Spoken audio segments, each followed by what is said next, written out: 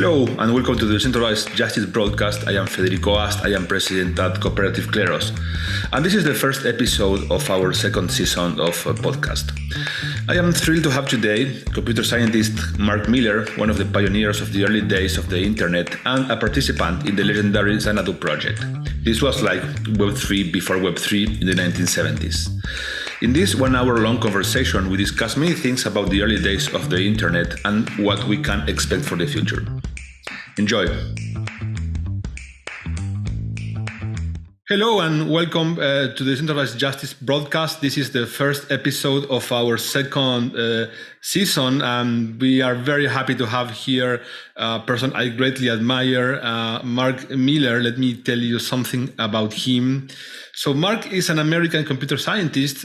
He is known for his work as one of the participants in the 1979 hypertext project known as Project Xanadu, that we will discuss a bit later, for inventing Miller columns and the open source coordinator of the E-programming language. Miller is a senior research fellow at the Forsyth Institute and chief scientist at Agoric. How are you, Mark? Great to have you here. Yeah, same here. Tell me, what was your first computer? Oh, my first computer. That's a good story. My first computer was a Krememco Z1, for which I still have the front panel. It was a Z80 machine. Z80 was a successor to the 8080 done by a spin-out company named Zilog. It was an 8-bit computer. And when I first got my Krememco Z1, just to give you an idea of how early this was in the personal computer revolution, is it had 4K of memory, and the only I/O device was the front panel itself. And I actually would write down assembly language code on paper, hand assemble it into machine code, toggle it in through the front panel, and then do little animations on the front panel with the LED lights interacting with the little flip switches. And that was my very first computer. What year was this? Oh, God. This would have been 77, I would guess. I don't know. I would guess about 77, yeah. Tell us a bit about what it looked like in those early days of computing. How did you become interested in this industry? And then, you went to study this at the university. Tell us a bit about those early days of the computer industry. Okay. So my first contact with the computer, that one I can date more reliably as 1975, when I became a freshman in college. I entered college not thinking about computers, planning to be a math major. A friend of mine showed me the Star Trek game on the university's PDP-10. The Star Trek game was a game that was using character graphics. There was a matrix of characters, and the different characters were used to illustrate spaceships or photon torpedoes, and it was textual input to move around. And it was fun. But the thing that just struck me as soon as I saw it was this was the first time I had ever really encountered the power of universality, the power of Turing universality. I realized this machine that I'm interacting with was not a machine that was built to be a Star Trek game machine. It was a general purpose machine in which a program was written to turn it into a game. And if you could write a program to turn it into this game, you could write a program to do anything. And I was just completely blown away by the power of universality.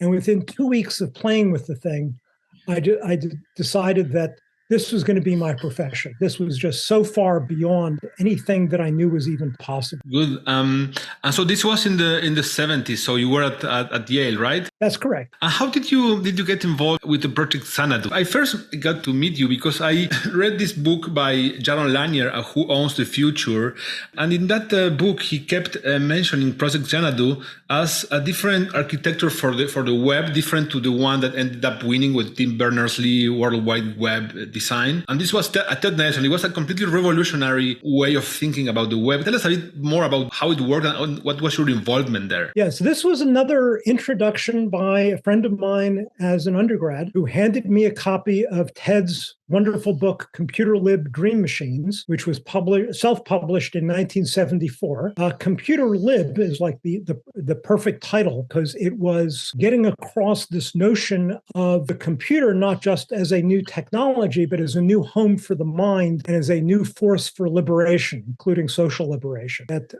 contrasting the world as people were experiencing computers then, which were centralized mainframes, with what Ted saw back then in 74 when he was writing the book as the upcoming personal computer revolution, which was quite visionary at the time. That was before the Altair came out. The Altair, 8080. He had a great vision of the computer screen as Doug Engelbart's term, augmenting the human intellect. Ted and Doug were colleagues going way back. But Ted was really very taken with interactive systems. And it was in that book that Ted laid out his vision for Project Xanadu, which was a worldwide hypertext publishing system. So there were basically two great hypertext visionaries in the 60s, which was Doug Engelbart and Ted Nelson. And Doug Engelbart was very much focused on workgroup hypertext, separate hypertext for small work groups. And Ted was focused on decentralized hypertext publishing, coming worldwide networks. And Ted was also focused on the notion of that being a permissionless system. Obviously, we didn't have the terminology back then, but a system in which it would uphold the ideals that we prized of free speech, of being censorship-free, of having a history with integrity. Ted and I were both very much terrified by the 1984 George Orwell vision of an oppressive future. And I apprenticed myself to Ted after having read that book. I called Ted up. He was a professor at Swarthmore. And I just decided this book, more than what I was learning at Yale, this book really represented the computer science that I most wanted to learn. So I just offered to apprentice myself to him for free over the summers to work on his projects, especially Xanadu. And that's how I got involved. And I really absorbed from him this notion that the future of computers could be a 1984 oppressive style future, or could be a future of great liberation, decentralization. And that especially absorbed from him this notion that of taking it as our personal responsibility to design the architectures that would lead the world to using this new power in a liberating fashion, not an oppressive fashion. This was even way before the cypherpunks, right? Oh, yeah. This was why, when I look back on it, and there's a story of how I reacted when the RSA paper first came out, and my role in getting that paper disseminated so that it couldn't be suppressed. But when I look back on that and I think, well, how is it that I immediately understood the significance of this paper when I read about it in Scientific American? Martin Gardner's Scientific American column explained the power of public key cryptography, the significance of it, what it could do, but without explaining the algorithm itself. And when that happened, I called up Ted in the middle of the night, very excited, woke him up and said, "Ted, we can prevent the Ministry of Truth." And I think that the reason I was set up to appreciate that paper when it first came out is Ted and I had set out to try to solve the problem of decentralized, censorship-free, incorruptible worldwide publishing, electronic publishing, had set out to try to solve that during the era of ancient cryptography, the era before, the RSA paper really marks the beginning of modern cryptography. And we couldn't figure it out. It was just, it was just too hard. It seemed like an unsolvable puzzle. So when I saw that paper, I realized this is the critical technology that enables our dreams of a incorruptible publishing system to be possible. That's interesting. So this was in the 70s or 80s? That's right. The Scientific American, the Martin Gardner column was August 1977. The actual publication of the RSA paper was in Communications of the ACM, February 1978. And once that paper was published, then it was all over. It was the cat was out of the bag. We were on the new road. And then in 1990, that's when Tim Berners-Lee, comes up with the World Wide Web, right? I think 89, 90. Well, and we get the internet we have now. And what was your thought? Did you see all of those fears coming true? Maybe not at the beginning, but then when we started having these big tech platforms, tell me a bit about how it was for someone who had been fighting for internet freedom since before the internet, see what happened after. So I have to admit that when the World Wide Web came out, I underappreciated. The particular thing that I underappreciated back then was the phenomena that we now call open source. Richard Stallman back then had already been talking about free software, free as in speech, not as in beer, as he says. His explanations for why free software were good were very alienating to me. They caused me to not really appreciate what was so good about it. So Xanadu at the time was being pursued as a proprietary project. And the World Wide Web, the technology, actually, the technological foundations in many ways really sucked. It was, every time you do the equivalent of a single RPC, you set up a separate TCP connection that you set up for one RPC call, and then you tear it down. The single worst thing about the World Wide Web is that the thing that identifies a document has the host name in it, meaning that you can only, using that identifier, the only thing that represents the document itself is the document served by that host, which means you have to authenticate the host, which means that a popular document, the server that hosts it, becomes a bottleneck. And it also inherently in the architecture contradicts some of the freedom goals that we took to heart at Xanadu. Like one of the things that still astonishes me that the world has been willing to give up, one of our principles was no one can tell what you're reading. And today, not only can the server that serves the documents tell what documents are being requested, or anybody in the right position can figure that out, but the server that serves the document, given the way modern web technologies work, can tell how much time you're spending scrolled to different parts of your document and where the cursor is over the document. You can tell what you're paying attention to. It's just the degree of privacy loss we've had in the read-only process of reading, much less publishing, has just been astonishingly terrible. So there was just many, many things that were, and the identifier was simply identifying whatever the server would serve now. So there was no historical integrity. There was no integrity of publishing, that once published, the thing that was published would always be stable. And of course, a lot of the Xanadu vision had to do with the bidirectional linking in support of argumentation, in support of criticism, so that the extended conversation about ideas and the way in which ideas evolve over time through criticism, the Popperian view of the evolution of knowledge, was very much part of our motivation. And the World Wide Web, of course, was all oriented around forward links, links in the forward direction, where from a document you could see what it criticizes, but from a document it was very hard to find out what criticizes it. So you got to see the document defending its own ideas, but you didn't get to see other documents attacking the document that was trying to convince you, which kind of leads to a reading dynamic that's the opposite of active skepticism. So in all of these ways, we felt like the World Wide Web was on the wrong track, but we didn't appreciate that its openness was at least as important as the thing that it got right that we were getting wrong, at least as important as all of the things that we thought it was getting wrong. I mean, I cannot help but wonder, like, what would the internet look like today if Xanadu had won that race?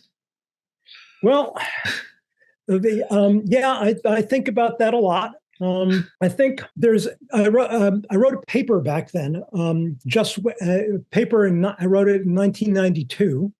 It's available through a web search called "The Open Society and Its Media," and that was in 1992. I was able to contrast the Xanadu attributes with other hypertext systems, including the World Wide Web, and arguing for the Xanadu perspective. And there's a couple of paragraphs in that paper where I kind of anticipate the phenomena that we now call filter bubbles or echo chambers.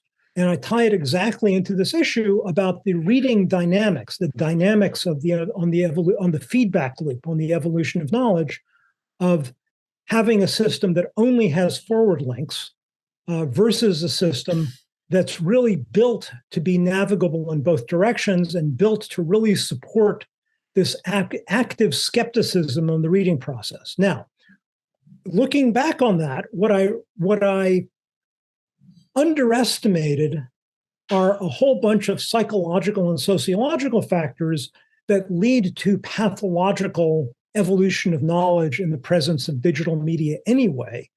So I think that the hope that we had at Xanadu, that the system that we were building would lead to a positive evolution of knowledge, was still naive.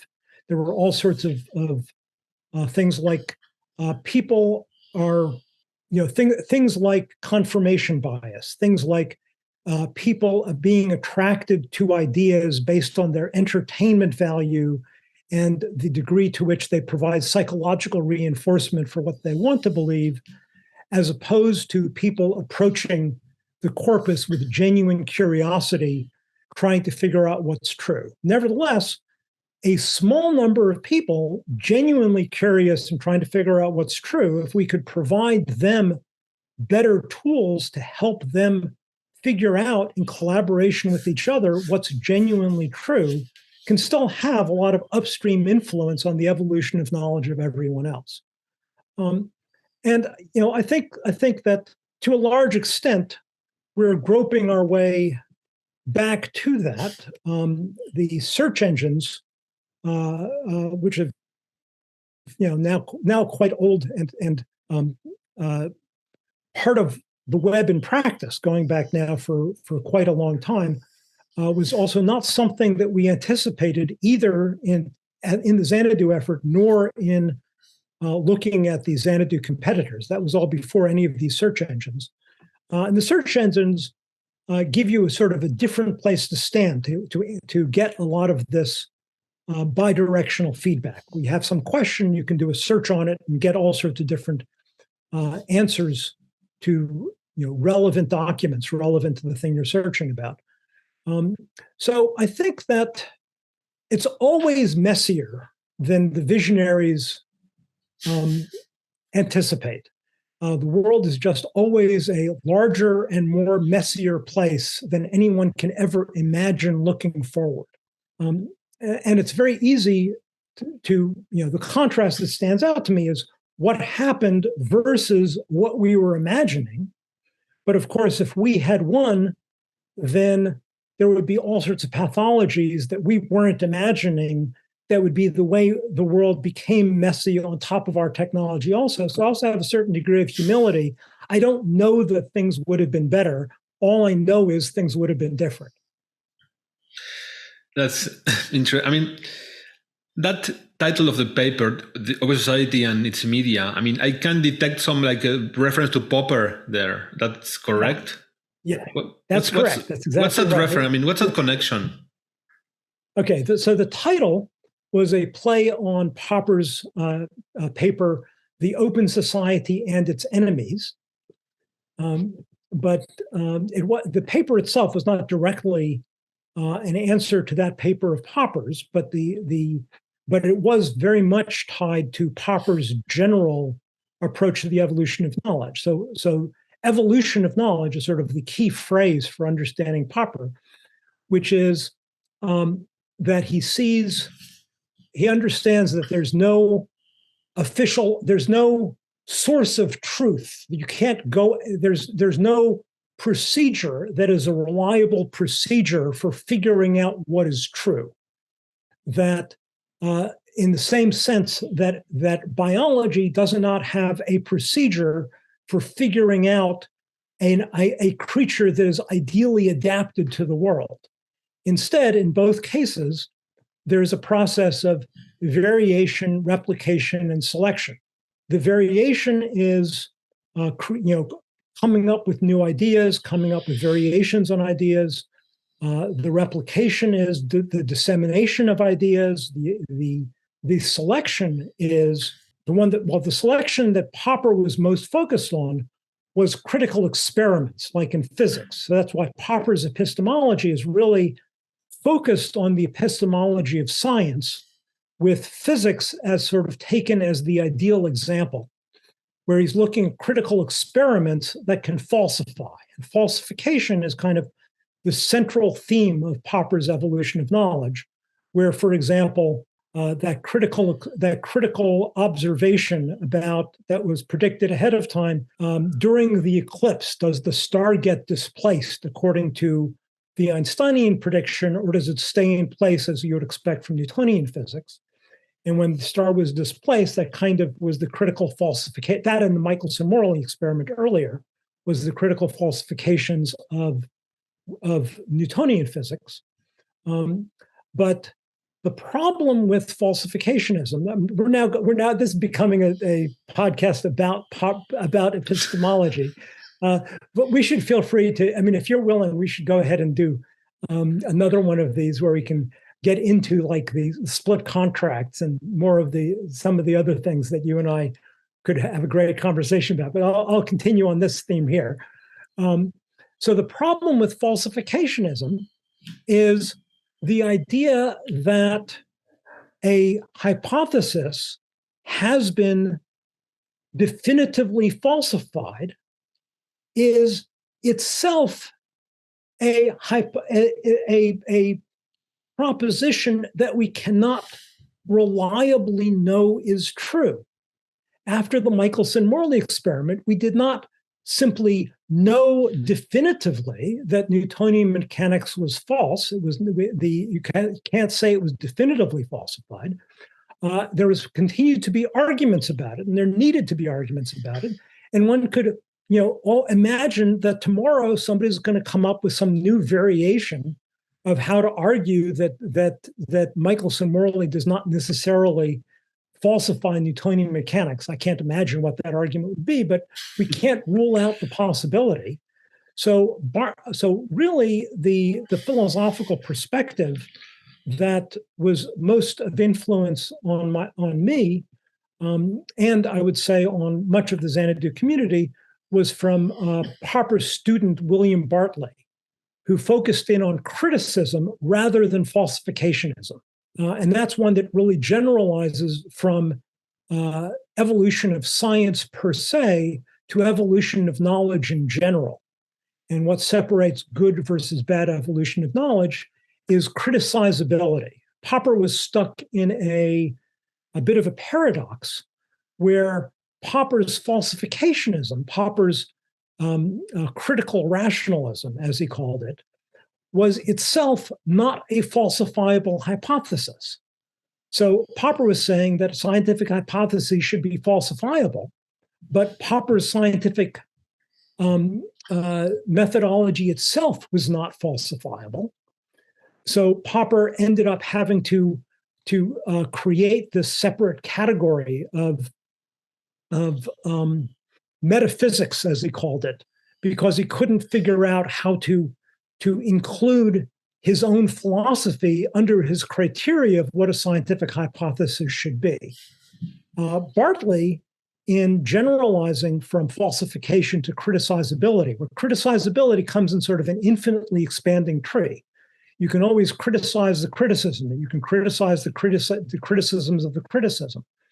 And that the and that this tree can always be extended with the only limit being scarcity of attention, and what it is people are convinced at what point people are convinced by the arguments in front of them.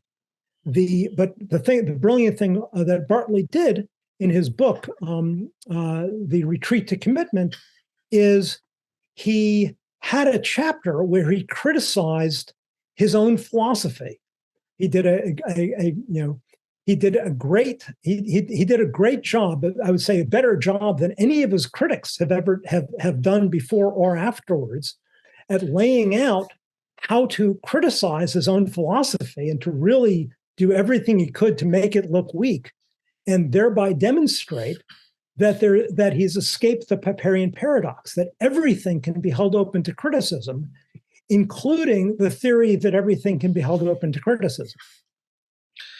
There are so many current topics here, and it's amazing how many different disciplines you combine into your work. Of course, you started with math, computer science, but you were doing social philosophy and epistemology. So this is a combination of, and so many topics, first, permissionless publishing, censorship resistance, these different ways of linking articles, and so the traceability. That you were not very far from fake news and misinformation. In your early thoughts. And tell me a bit how. When crypto arrived, when did you first, learn about crypto? I'm guessing really early, and we can speak a bit about split contracts if you want as well. Yeah. So by crypto meaning cryptography, it was the Scientific American article announcing the invention of public key cryptography and explaining the significance. And then it was the RSA paper itself, which I managed to get my hands on while the government was trying to suppress its publication. Then just to repeat the story very compactly, once I got my hands on it, I handled it with gloves, took it to a bunch of copy shops, made zillions of copies, sent it out from a variety of mailboxes, handled it only with gloves, and sent it out to home and hobbyist computer magazines and organizations all across the country to make sure it got out. No idea whether my actions had any actual influence. It was actually the government backed off later that same year, and it got actually published, as I mentioned, in February 78, at which point it was over. But I then proceeded to actually implement. I did my own trial implementation of the RSA algorithm on my Z80 machine, my Krememco Z1. After this is a couple of years later, where it had a lot more memory, had some I/O devices, and there was a program called MuMath, which was a symbolic algebra system. But the significance of MuMath is that it had a big num arithmetic package.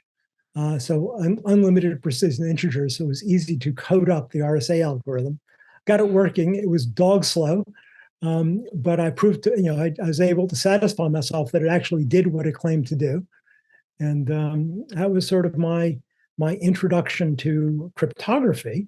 Then that combined with the ideals that were in the air in the Xanadu project, these ideals of liberation, of censorship freedom, of intact history, of privacy, projected all of those ideals onto this new enabling tool. So when the cypherpunk phenomena started happening, I was right there as part of it, and all prepared to see the potential of the technology in those terms. And when did you first read the Satoshi Nakamoto paper? Oh, okay. So crypto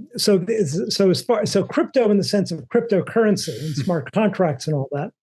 So for me, smart contracts came decades before cryptocurrency. With regard to the modern meaning of cryptocurrency, back in 1983, Eric Drexler and I started working on the Agoric, what came out eventually as the Agoric papers, published in 1988. I would say, looking back on it, we didn't have the terminology then, but I would say are the first substantial smart contracts. So we imagined automated computational markets with automated auctions. We view those as trying to solve distributed resource allocation problems. So you could build, we realized that with the coming of decentralized computing, that trying to centrally plan the resource allocation problem, things like schedulers and other such ways to allocate resources in computer systems, that doing it by the old central planning approach, which was the way that computing had been done up till then, was going to run out of steam. And we needed to bring the invisible hand into the dynamics of what's happening in the computer system. So we saw dynamic pricing through things like auctions as essential to that. And we came up with a whole bunch of algorithms, including an algorithm that for doing a innovative auction, we call the escalator auction, for auctioning off CPU time slices to do price-based scheduling with congestion pricing, with a rental market for allocating memory space. So all of these were not trying to we're not directed primarily at solving the issue that smart contracting today is trying to solve, which are the reallocation of assets significant at the human level. It was trying to solve problems internal to the computing system. But nevertheless, the algorithms themselves that we were designing were smart contracts, and they were designed for a decentralized, permissionless, cryptographic distributed capability system. Then Amex, the first split contracting system, which had mostly disjoint origins, but was done primarily by friends. Phil Salen, who's the main visionary, Chip Morningstar, who is chief architect of Amex and who's now at Agoric. We had this whole vision of smart contracting that we were developing. We quickly came in contact with Nick Szabo, who fleshed out the overall vision into a grand vision of smart contracting and coined the terminology, which we adopted. But all of this smart contracting is applied to commerce, including in the Agoric Open Systems papers, kind of assume that somehow the issue of a decentralized, incorruptible currency is solved. We're kind of assuming that without having a good solution to that.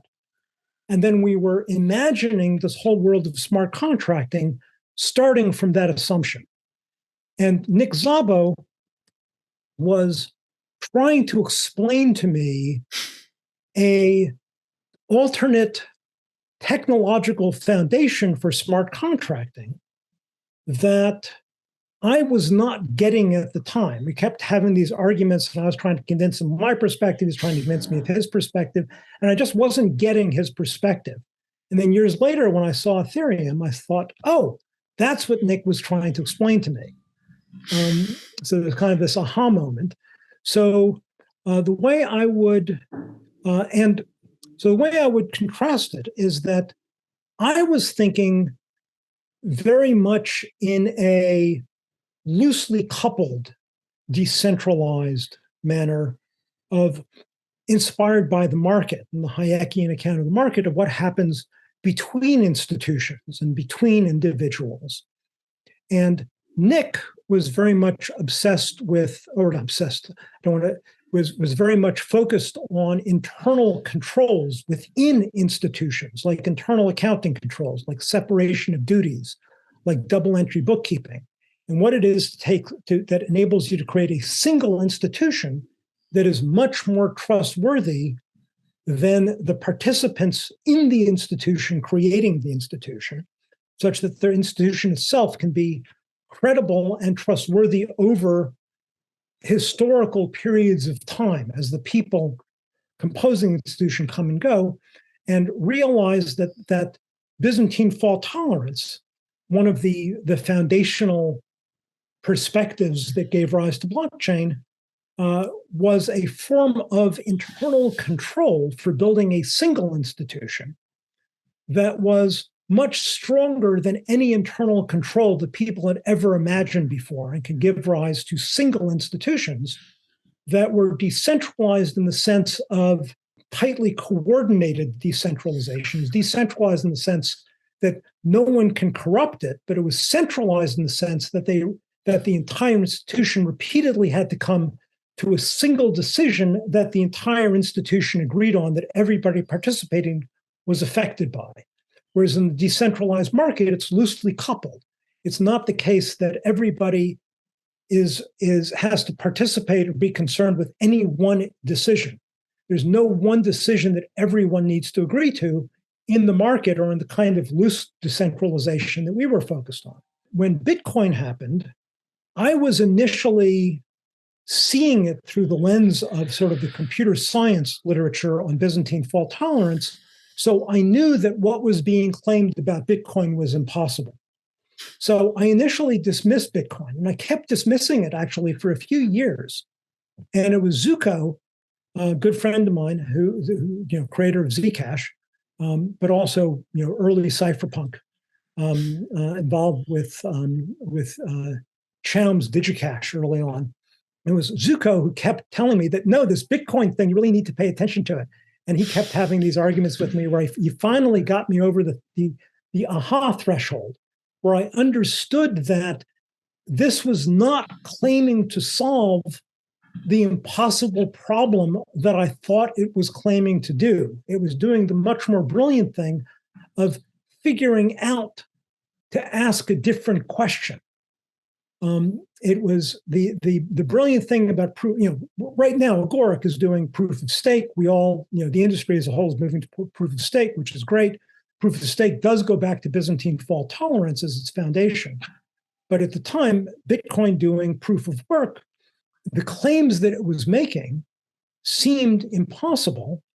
But the alternate question that it was asking is it wasn't trying to get finality. It wasn't trying to produce a definitive answer with only a majority. It was instead building an architecture out of incentives such that once you had the confirmation depth sufficiently deep, it was increasingly uneconomical to do a reorg that would retract a decision that was several confirmations back. So that was the brilliant thing. It took me a long time to understand is it wasn't trying for you couldn't understand the Bitcoin architecture looking at it just with computer science. You couldn't understand it using just economics. You had to look at it with economics and game theory and computer science all at the same time in order to understand not just what its solution is, but even to understand the construal of what problem it had set out to solve. Yeah, again, the cross-discipline, element is coming back. Mark, tell me, a bit about Agoric. You can now connect all of these dots since the 1980s, in the early days of smart contracts, and to what you are doing now, and why it's called Agoric, and what do you do? Okay, so the reason it's called Agoric, and this goes back to the Agoric Open Systems papers, is it's a reference to the Greek agora, the agora being both the meeting place and marketplace, the open air marketplace in Athens. And it's really essential that it was both the place of conversations and economic transactions at the same time. And that it was the town square as well as the marketplace. So Eric and I called our first, when we were putting together these papers with this vision of decentralized computational markets, we first called it the Agora. And then a friend of ours, Ted Kaler, had this really wonderful recommendation. He said, don't call it after a noun. Don't coin a noun. Coin an adjective, because a noun is exclusionary. It's saying, we're doing this, you're not. Whereas an adjective is inviting. is it says, okay, we're doing an agoric something, but you can do an agoric something else. It's saying that this is a broad category, a broad open-ended category of things which can be agoric. So that's how we ended up with the adjective naming. And then several of the founders of the modern agoric were also in the mid-90s a founder of an earlier startup company called Agoric with an S. So at Agoric, we actually did a lot of this pre-blockchain smart contracting technology. We actually built it. We built it in collaboration with Sun Labs and largely funded by Sun Labs. And then a little bit later with Electric Communities, where the E language was born. Electric Communities was doing the first graphical decentralized social virtual reality.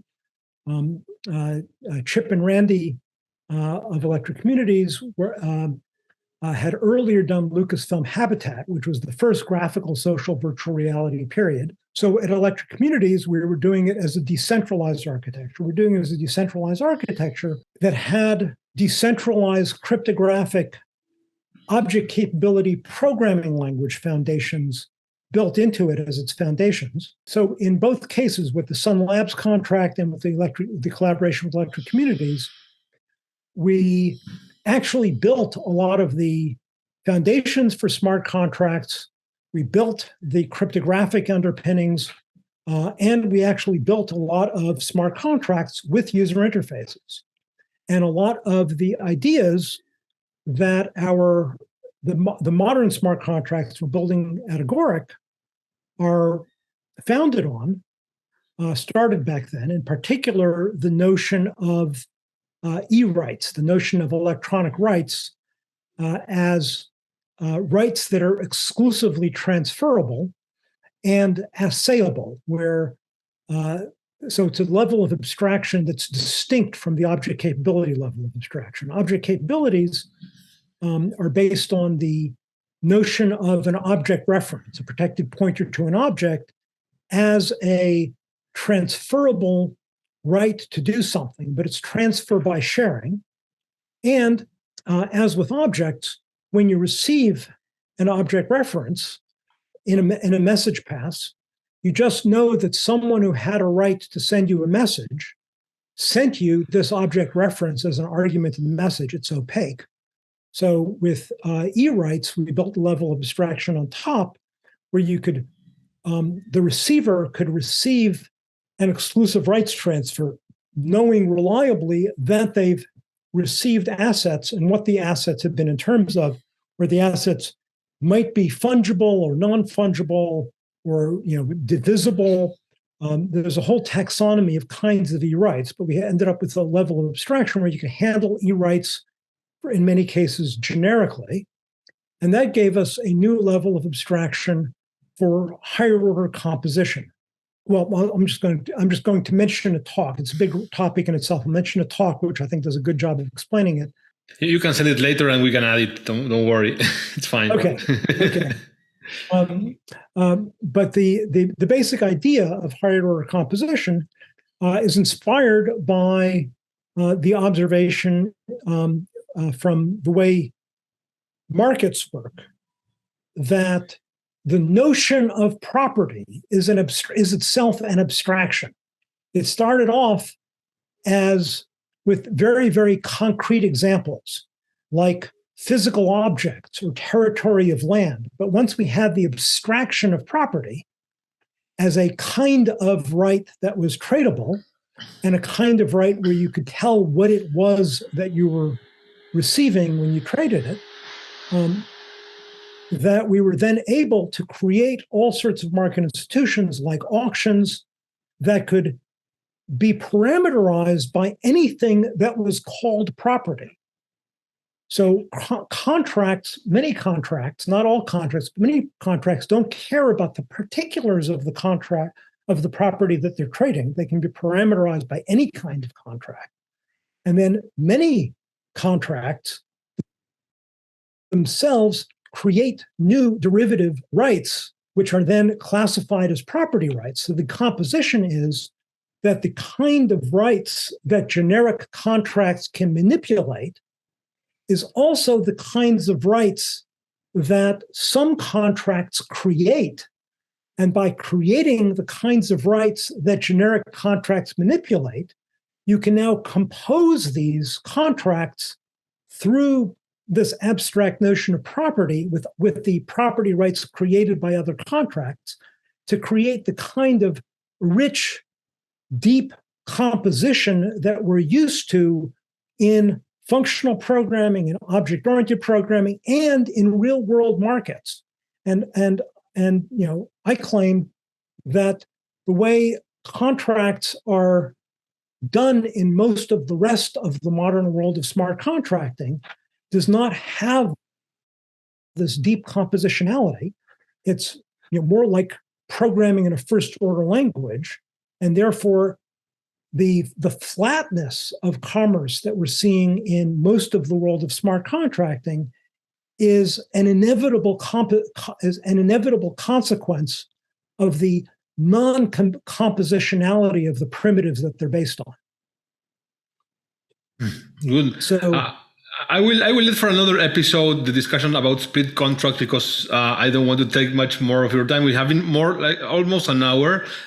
For now, we will have a follow up of this. But for now, you have been since the 70s in the computer industry, and you have seen the internet since the very early days, and you have actually met the people that made this, right? That changed our world. How do you imagine, where is this going? What do you think of Web3? And how do you imagine the world of computers and the networks in like 10 years? So putting time frames on things is always dangerous. I'm going to ignore the part of your question that says in 10 years, and I'll just be much vaguer about the time framework that I'm talking about, and frankly thinking that it's probably going to be more than 10 years. But I want to stay vague on the time frame. But I really think that the ultimate promise of this whole area, this whole technological area, is opening up the benefits that we associate with terms like rule of law, terms like democracy, due process, to open up the benefits of that to the world as a whole, and to make those benefits reliable, incorruptible, and affordable. Right now, there's 4 billion people in the world live under regimes that you would not even think to describe as approximating the rule of law. They live under clearly oppressive governments, and the rest of us living in places that we would describe as rule of law are so far from what we can understand as the ideal of rule of law that it really just gives us enough of a taste of rule of law to understand why we care about the rule of law, why benefits flow from that.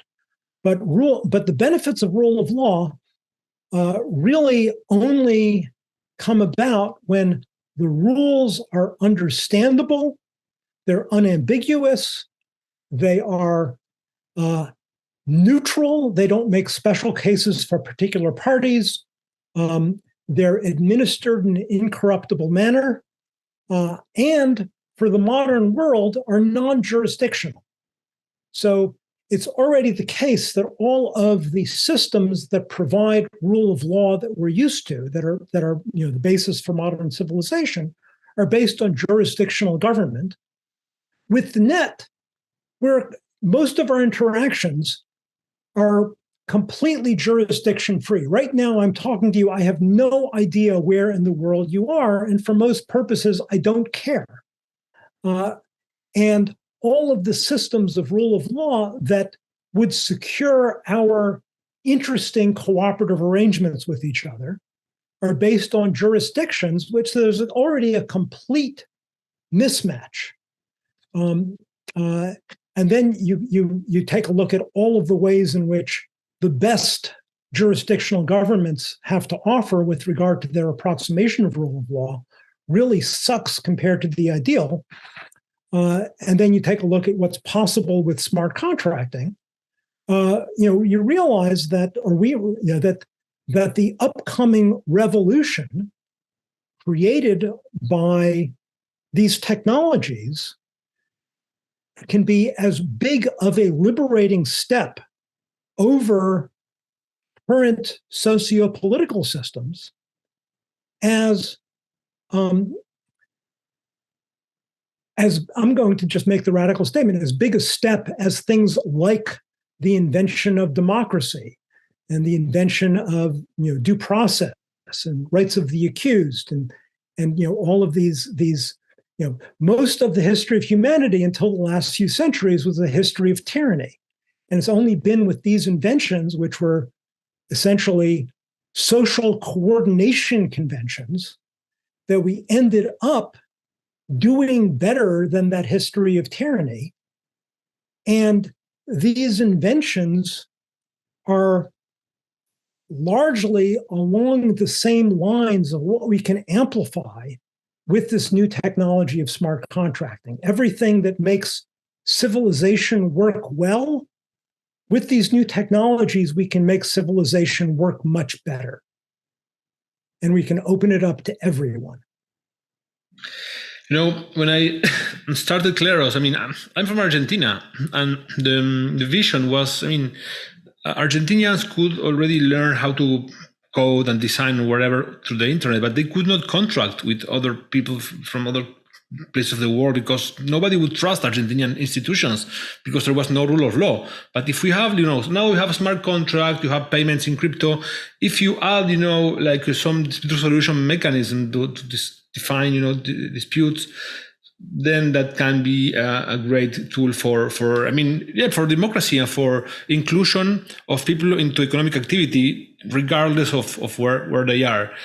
So, I think that we can discuss this in our next episode when you are invited again to the podcast. I have so many more questions to ask you. Thank you very much, Mark, for being here with us. You're welcome. Yeah, thank you for this conversation, and I'm really looking forward to next time. Hey, I hope you enjoyed that conversation with Mark Miller, and hopefully you learned as much as I did about the early days of the internet, Xanadu, and some ideas of what we can expect for the future. Remember, you can subscribe to our podcast on Apple Podcasts and Spotify, and see you on the next episode. Bye-bye.